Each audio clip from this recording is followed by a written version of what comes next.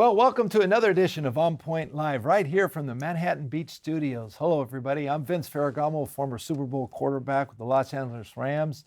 And alongside of me is 20-year NFL legend and Hall of Famer Jackie Slater. And Jackie, today we're going to talk about the South, the NFC South division. So we have to do our predictions. I mean, this is a division that didn't have a lot to say with in the playoffs last year, but we got to talk about them this year. Maybe it'll be a change of pace. Well, let's start with the Tampa Bay Buccaneers first, Jackie. You know, this is life without Tom Brady. I mean, last year, Jackie, was pretty rough on the team. They had to fire 9 coaches. And one of those coaches was offensive coordinator Byron Leftwich, Jackie. So, right. I mean, on a scale of 1 to 10, I mean, what's your confidence in the Bucs this year, Jackie? Well, you know, Todd Bowles is still there, and Todd Bowles is a good defensive mind, but he is going to be fighting for his proverbial life, coaching life this year because, you know, I've only seen maybe once, and I was a part of that, where an entire side of a coaching staff was fired, and that was when John Robinson fired Fritz Shermer, his defensive coach. And what happened the next year after all the firings? And then we brought in a new defensive coordinator, the longtime head coach of the Tennessee Titans, who was also the Rams head coach here. Jeff Fisher was brought in and everything, and things just kind of systematically deteriorated from there, and certainly ended up costing Coach Robinson his job.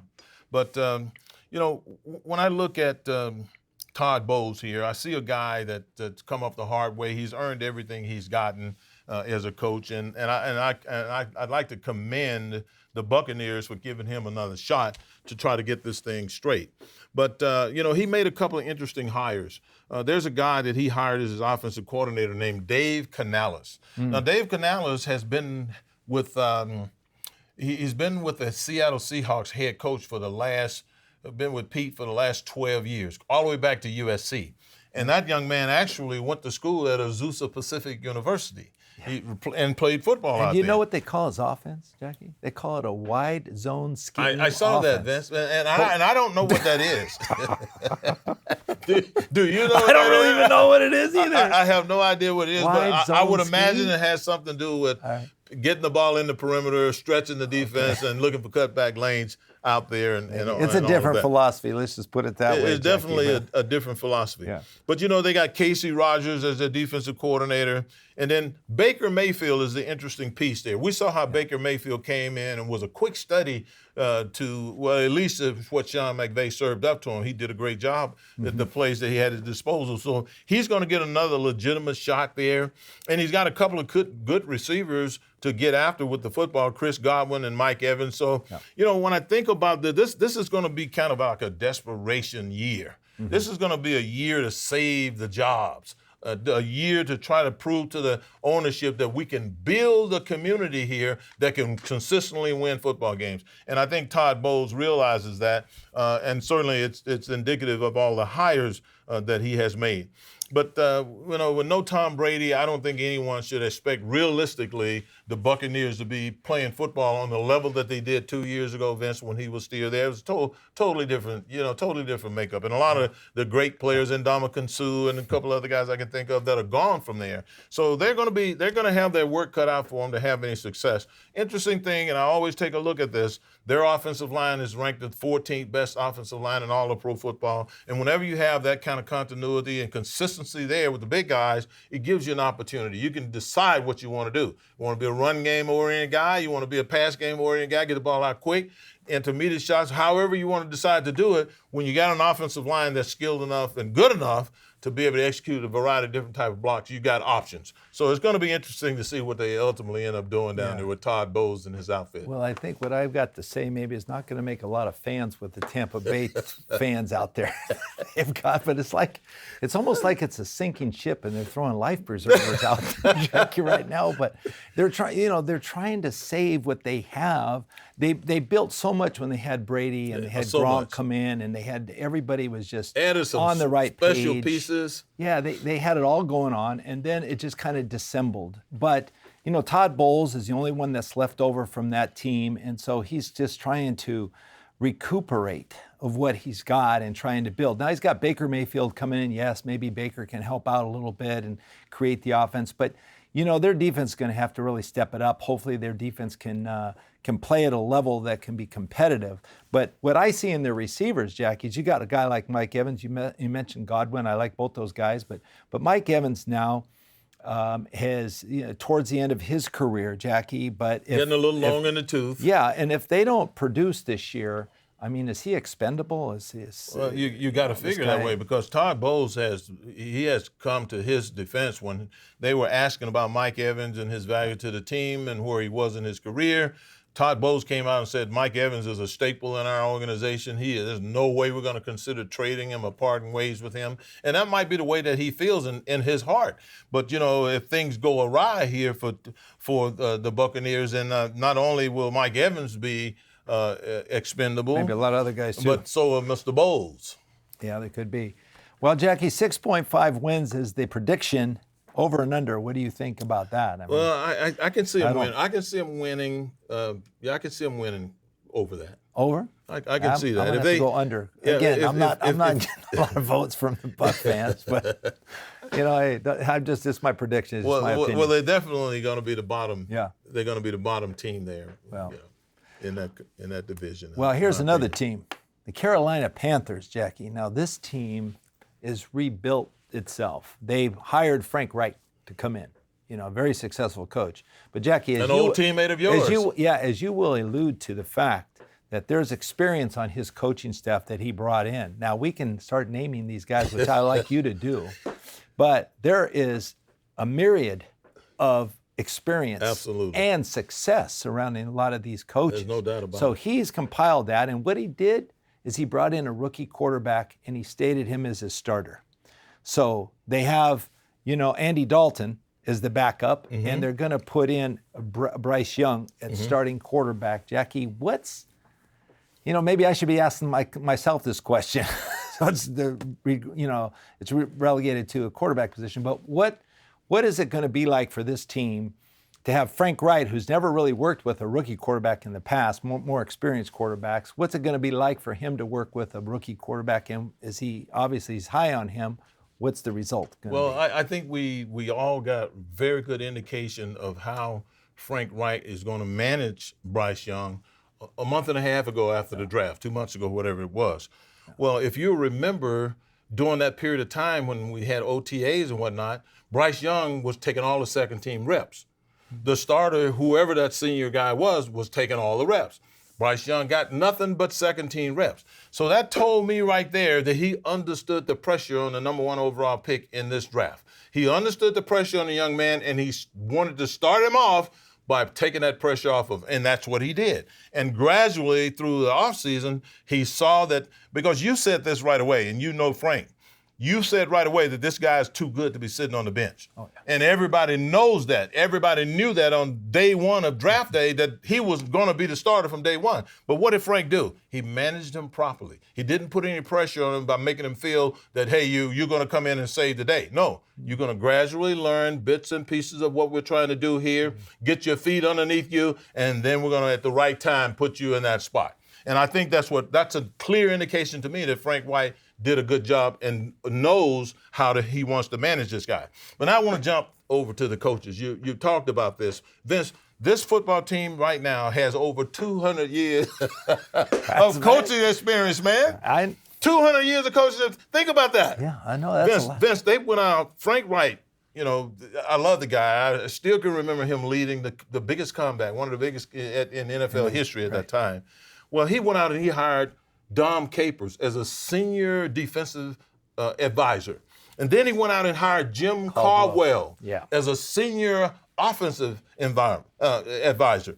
And then he hired an offensive line coach, Campen, who's been coaching. He played in the NFL, and he's been coaching for 20 years in the National Football League. And our buddy Jerry says he played for the Green Bay Packers. He played for the Green Bay Packers. Yeah, exactly. Jerry would know that, been a Packer fan. And then Ivero, he's the defensive coordinator, young, bright mind. He's been coaching for 16 years. Yeah. So, Vince, when you look at what they've done, Chris Tabor, their special team coach, he's been coaching 28 years, Vince. Yeah. 28 years. Yeah, I remember that. Do you think for one moment that any young man seeking to have a professional career in the National Football League who realizes that he's got that kind of experience that he can go to is not going to go to these guys and constantly work to get better? Absolutely, that ain't going to happen. There's too many guys wanting this opportunity, and they're going to realize the richness of this experience that these guys bring to the table, and they're going to feed off of every word that they give. That gives a team right now momentum, rolling into a football season. But Vince, when I think about Frank Wright and the staff that he's assembled, he's got a pretty good offensive line. They're number 16 overall, so that's always a good base to start working with. The thing that I want to ask you about is they added Adam Thielen, the longtime Minnesota Viking wide receiver, Miles Sanders, the running back, and then Hayden Hurst they added. How, in your mind, are these veteran route runners going to be able to aid Bryce Young and his early success? Well, the sky's the limit, Jackie, because first I have to tell you that the coaching staff is going to implement, all these guys going to have something to say about how they generate their offense. Adam Thielen is an experienced receiver. Jackie, he can get open. He's going to be a great addition for this staff, especially for a young quarterback, okay? So there's a certain amount of,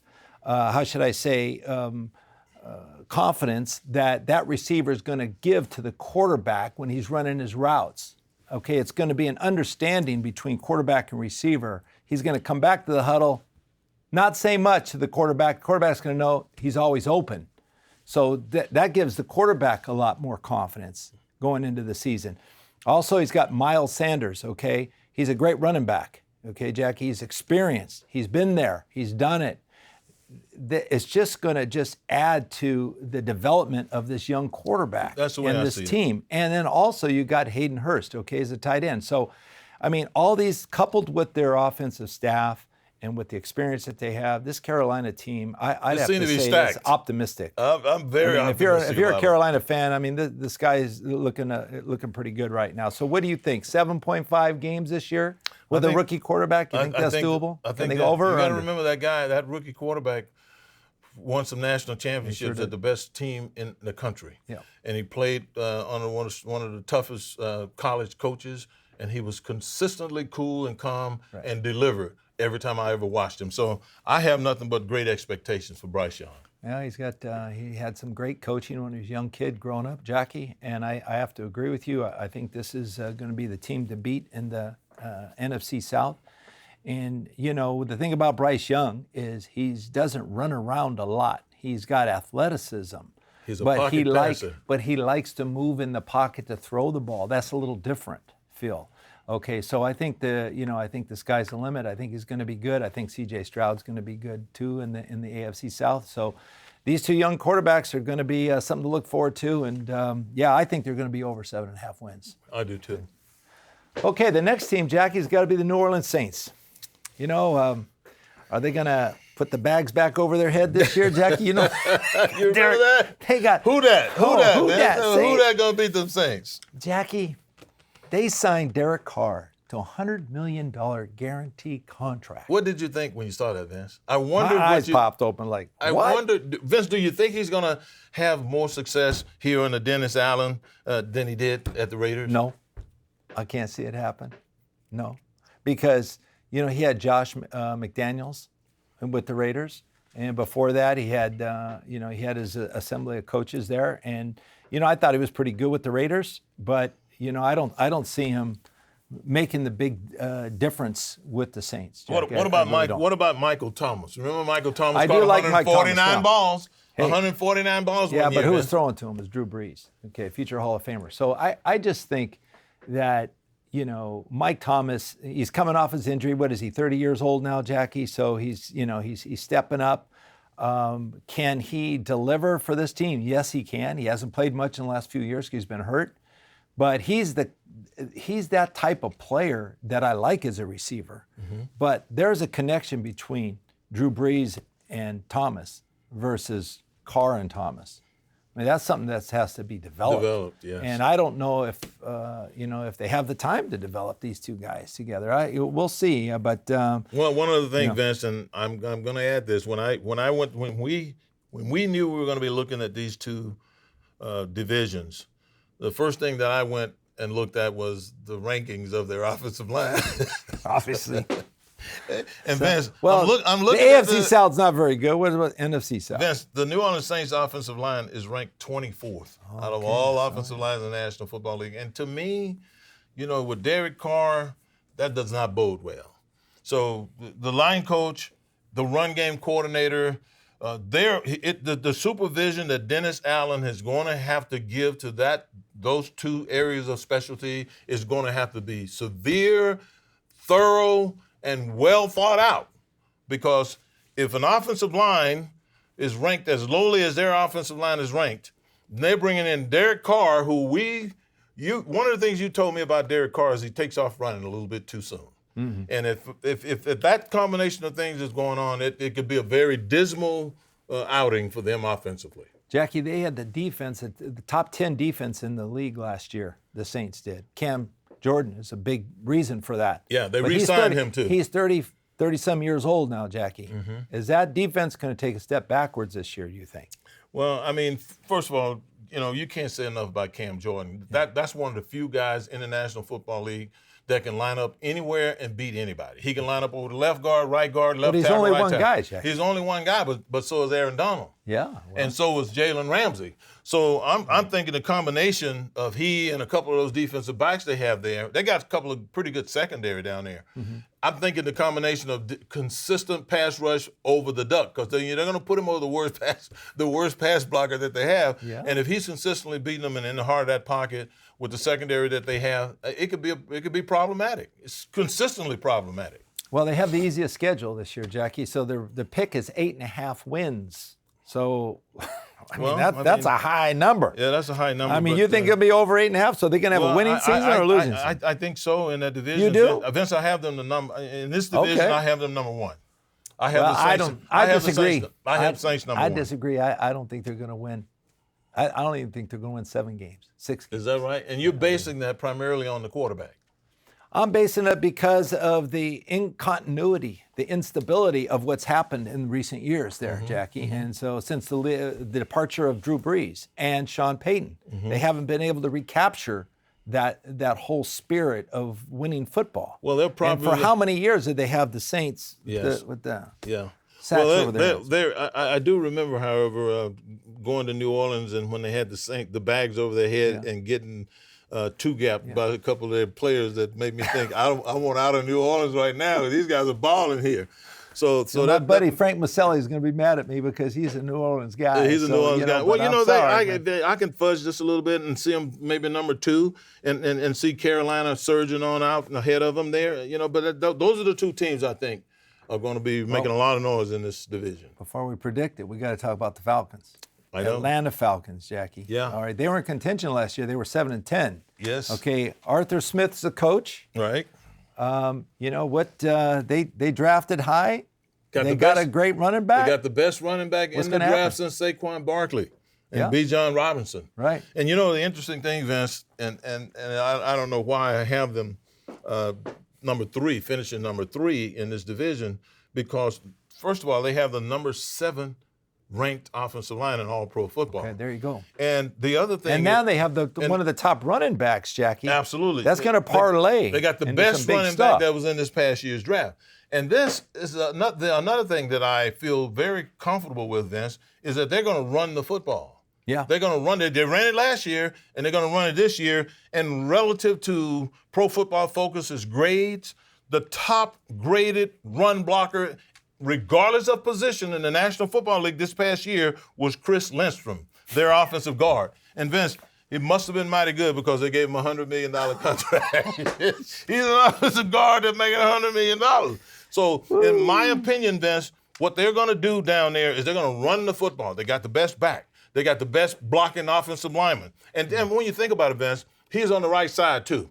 And one of the things that I noticed over the years when it came to running the football is aren't most teams running to the right side, Jackie? They're strong. They're happy. Happy on the right. They run it to the right side, Vince. Yeah. And the reason why is because a lot of backs, they have to develop ambidextery in their cutting Well, foot. most guys So, are. Let me ask like you a Eric question. Dickerson. Most guys handle the ball with their right hand. They're Jackie. right-handed. and they want to run and they want to deliver the blow with their left arm. No, they want the ball in their right hand. So they're going to run to the right so they can deliver a blow with the ball away from the defender. No, it's got nothing to do with that.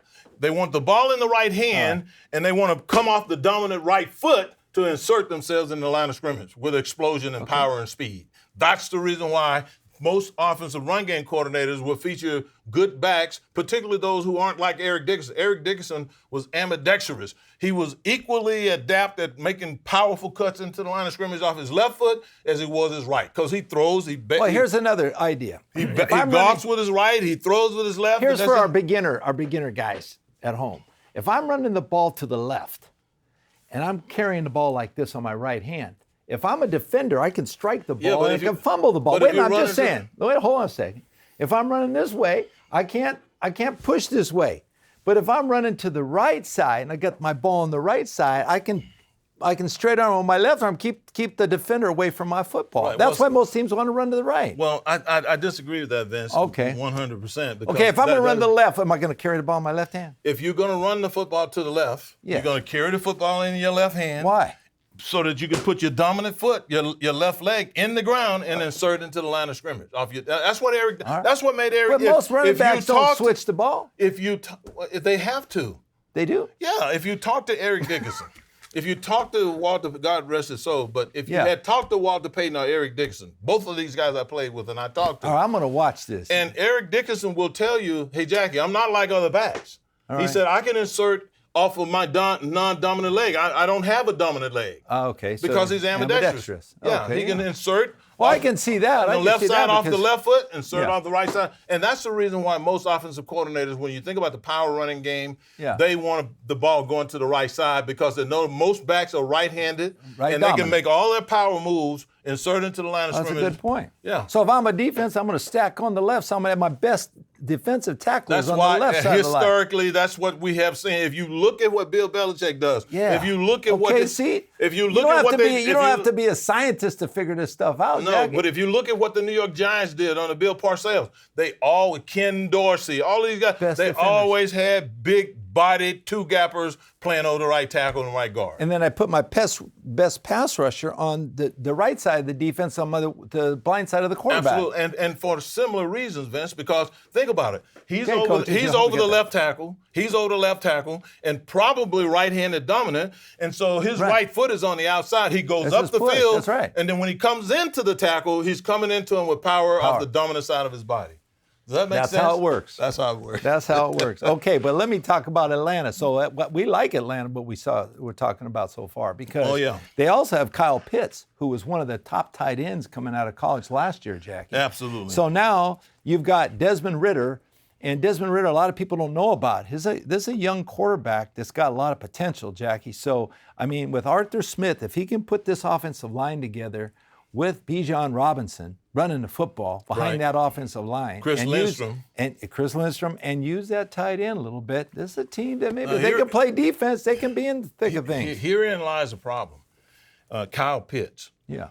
If Sean McVay had the opportunity to get his hands on, if Andy Reid had the opportunity, they would get him. Any of the West Coast offense had the opportunity to get their hands on Kyle Pitts, this guy, his numbers would be off the charts. I know. Simply off the charts. So if I'm a coach on the Atlanta Falcons and I'm happen to be coaching the tight ends, I might be a little bit nervous.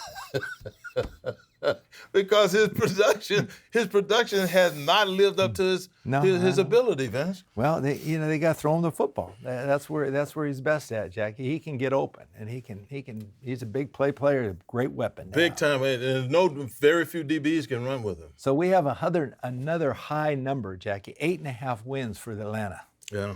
So what do you think? Over, under? Well, Vince, for two reasons.